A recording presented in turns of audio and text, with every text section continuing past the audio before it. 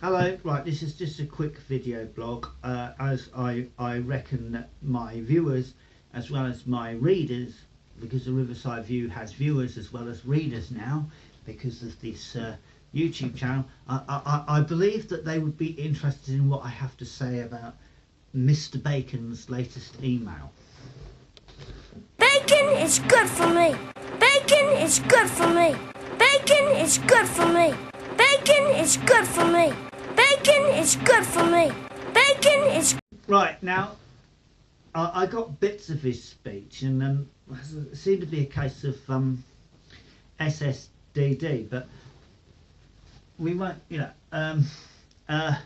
He then appeared on Channel 5 being interviewed, and amusingly said that he doesn't make promises he can't keep about 3 or 4 seconds after stating a policy.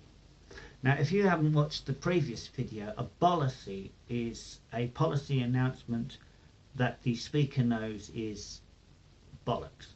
Okay, and this is a word that is used in high up Labour circles.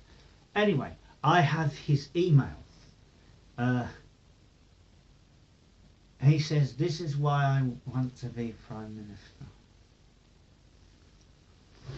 Hi, how are you? It's Alok, is it? Yes, it is indeed.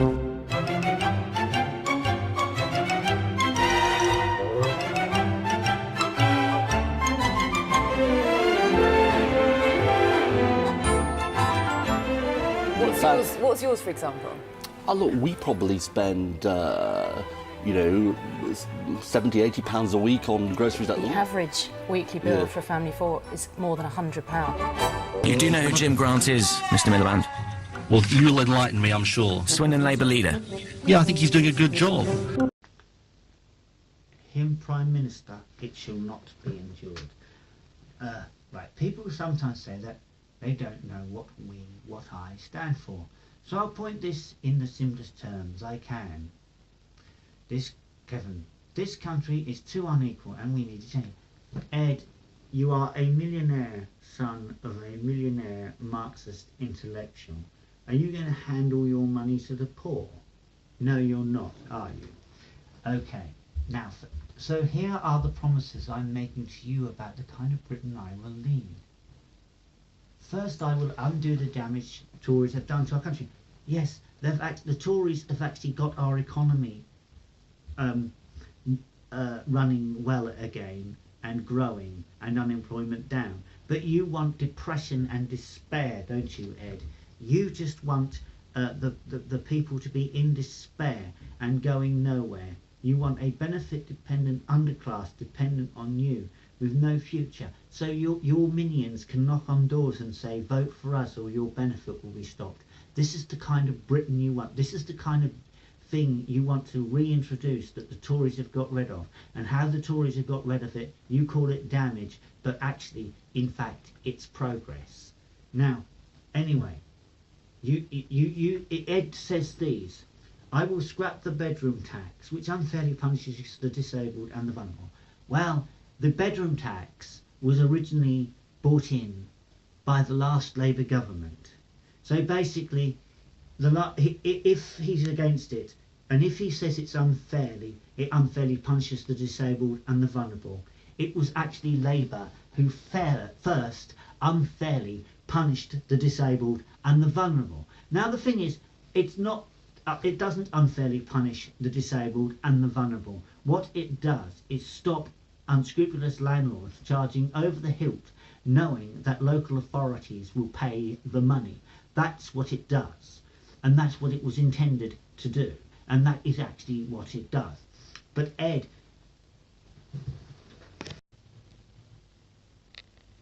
Bacon is good for me. Bacon is good for me. Bacon is good for me. Bacon is good for me. Bacon is good for me. Bacon is... Millie Klasky says that it unfairly punishes the and the vulnerable. Well, I mean, and the thing is, I actually know of cases where Labour councillors have basically told people who are disabled that they have to pay it because it's how evil the Tories are. And then the disabled people have met Tories who have actually sorted it out, so they don't have to pay. But that's what Labour are like. They really are uncaring. Okay, listen to this. He then says, I will scrap the Health and Social Care Act, which damages and undermines our NHS. Here they go on again about how they care. I mean, the NHS privatisations under the last Labour government, we are still reeling from. I mean, we have stopped people dying in places like Mid-Staffs. What Ed Milliband wants is the Welsh NHS model. You know, the one that is failing in Labour-controlled Wales. This is what Ed wants. So if you want the strong NHS, you have to vote Conservative, because you cannot trust Labour with the NHS. Look at the pointless deaths under the last Labour government. Look at the babies who needn't have died. Look at the state of the NHS in Wales. Labour don't care about the NHS. They just use it as a political football. You can't trust them with the NHS. If you want a good NHS, you have to vote for the Conservatives, because we actually care for the NHS. We use it and we love it. And Labour don't care. He then says, I will scrap the gagging law which limits our freedom of speech and right to campaign. He's obviously buttering up the left wing of his party. I mean, like, that's all he's doing there. I will reverse the Tories' £3 billion tax cut for millionaires so we get the deficit down. But okay, so what you say now, under the last Labour government, all except the last few weeks of it, the richest in this country were paying 40% tax under Labour, except for the last 6 to 8 weeks or whatever, right? When they actually put it up to 50% to make it sound like they actually care for the poor, and it was to work on the politics of envy. But for the whole of their government, virtually, it was 40%. At present, the richest, the highest earners in this country are now paying 45%, when under Labour they were paying 40%. So basically, Labour are the ones who give tax cuts to millionaires, not the Conservatives. Millionaires like Ed Milliband, for instance.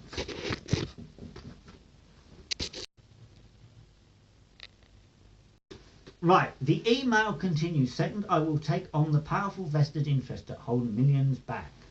Well, what held millions back for 13 years was a Labour government. I mean, there's more people in work than ever before under this government. Labour would have just stuck them on benefits and left them there. What did Ed Milliband do when he saw a beggar? Gave them some money. Didn't actually, how did you get there? How can we get you out of this? How can we avoid people to be there? How do we change the system and so that people don't end up having to beg on the streets? No, he just give them some money, and all you get from that is a massive benefits bill, and the people dependent on the state, where basically they're not able to stand up for themselves. It's not actually empowering anyone. It's not strengthening. It is sustaining poverty. Right, he says it invested in. Okay, now he says he will force energy companies to freeze gas and electricity bills until 2017. Now, what this is going to do is basically make the energy companies put up their prices in the meantime. This is actually causing more hardship in the meantime. It will also cause rocketing inflation, because that's what price controls do. He says he will give back. I will give power back to those who rent their homes by scrapping letting fees and stabilising tenancy agreements. You could have done that over 13 years, but he didn't. I will raise money from tobacco companies, tax avoiders and mansion tax to fund doctors, nurses, care workers and midwives for our NHS. Perfect soundbite policy. I mean, this is absolute. You see, basically, raising money from tobacco companies to fund the NHS, it sounds good, it sounds fair, but it's an absolute policy. You see, because basically, well, most tobacco companies are global conglomerates, and so basically a lot of them would have their main office in the Cayman Islands or somewhere. So it's a total bollocksy, that one. Tax avoiders, well, tax avoidance is part of running a business. I mean, like, they are all, how do you define tax avoidance? I mean, if my business was earned so a certain, say, £300 or £400 more in a year to put me into a higher tax band, I would probably need a new lawnmower. I mean, would I be called a tax avoider there, or would, I mean, tax avoidance can encourage investment. So what does he mean by tax avoidance? And a mansion, now this is the mansion tax. Well, basically this isn't actually, it's called a mansion tax, but it's actually a homes tax, you see. Now, say somebody inherited a home from their parents who bought it about 60 years ago, before the house prices were ridiculous, and the house is worth £1 million, right? They now have to pay a tax on their home. Or they would have, you know, is that fair? You know, they're struggling to maintain the house that their parents bought when house prices were reasonable and not ridiculous as they are now, and they're going to have to pay a tax on it because it's worth over a couple of £1 million now. I mean, it's just totally unfair. It's going to hit people who own their own homes, who can just about maintain their homes, that may have been in the family for, you know, they inherited from their parents, and they're going to sting, you know, and you see, I mean, if they sold their £1 million or couple of £1 million house and bought a cheaper one, they get hit with capital gains tax. I mean, it really is, it really is a nasty, you know. So, you know, it's basically robbing people. It's what it is. It's actually a robbing policy, and also it's apparently it's been arranged so people like Ed Milliband and Ed Balls won't have to pay it as a parliamentary perk. Okay, so it's absolute nonsense. I mean, it's all pie in the sky stuff. It's total bollocksy. Anyway, he says I will reform our bank so that they properly support small businesses. My bank supports me very well, actually, and is very helpful. So he's just trying to sound business friendly, but it's just rubbish. Anyway, I will stop recruitment agencies hiring only from abroad. Ed, recruitment agencies are not allowed to hire only from abroad. Okay, you see, the problem is that you lot, while in government, actually had an open door immigration policy and didn't have any controls on when the EU was expanded. So we got flooded with cheap migrant workers, and so basically if recruitment agencies only advertise in Polish or Lithuanian or Romanian, I mean, like, what are you going to do? Are you going to actually have somebody sort of insist that all the jobs are advertised in English as well as other languages? So, I mean, what is this? I mean, it's illegal anyway. I mean, if you see, but like, you don't actually, they might not actually put the thing in an employment agency. They might put it in a local shop or something, and like, people aren't going to actually get it. And what do you, people aren't going to, who don't understand. I mean, it's just, it's an absolutely unworkable policy. But it's a policy, isn't it? It's absolute nonsense. Here he comes. He says, I will raise the minimum wage to ensure that everyone that does a hard day's work is properly rewarded. Right, now this is how it works. You put up the minimum wage, right, and then what happens is the employers put up their prices to pay for it, and then nobody's any better off. So that the minimum wage actually doesn't actually sustain. So that you need, you know, basically what this is what's happened. Otherwise, there wouldn't actually be a cost of living crisis, as Labour claim. The fact is, it hasn't worked. The reason wages are so low is because they had an open door immigration policy to give employers cheap labour. Now, if we want wages to go up, you must bring down unemployment. And that is what this Conservative-led government has been doing. Ed doesn't want to bring down unemployment. He wants to regulate wages. Typical government control freak socialist.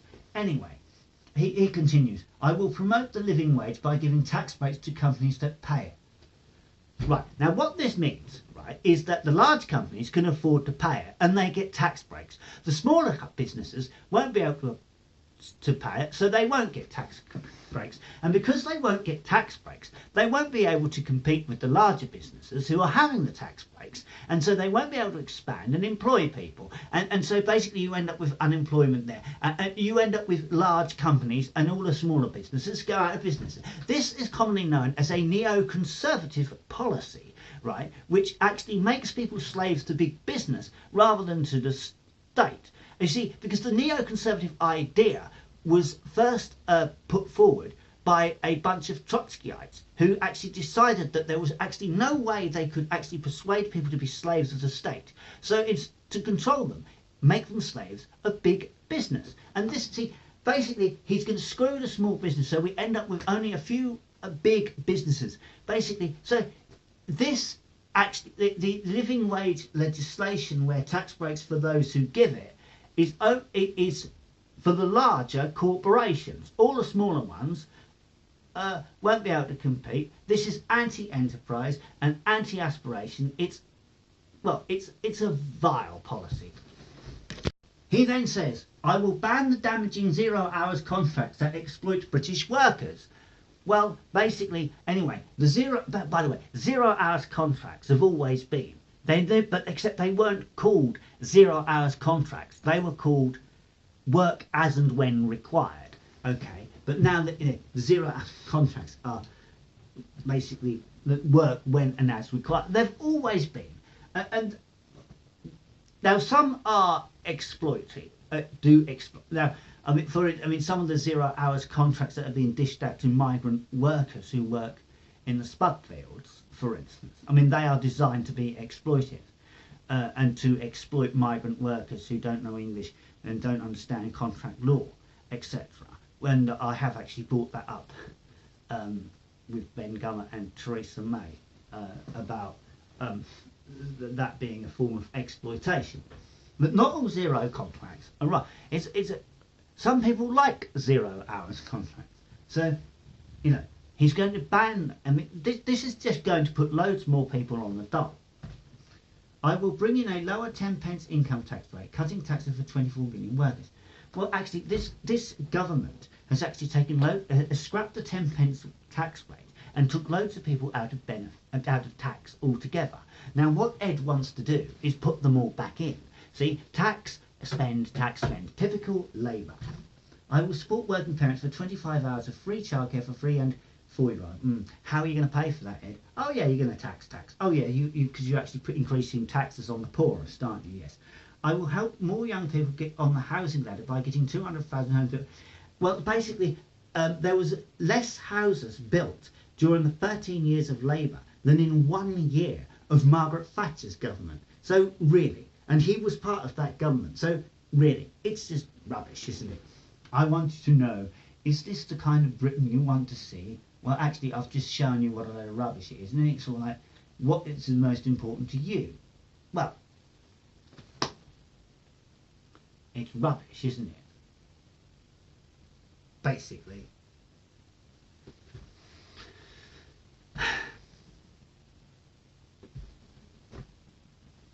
Hi, how are you? It's Alok, is it? Yes, it is indeed.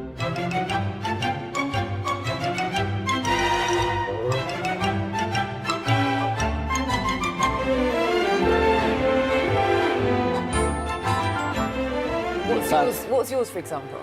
Oh, look, we probably spend, £70–80 a week on groceries. The average weekly bill for a family of 4 is more than £100. You do know who Jim Grant is, Mr. Milliband? Well, you'll enlighten me, I'm sure. Swindon Labour leader. Yeah, I think he's doing a good job. He's absolutely clueless, isn't he?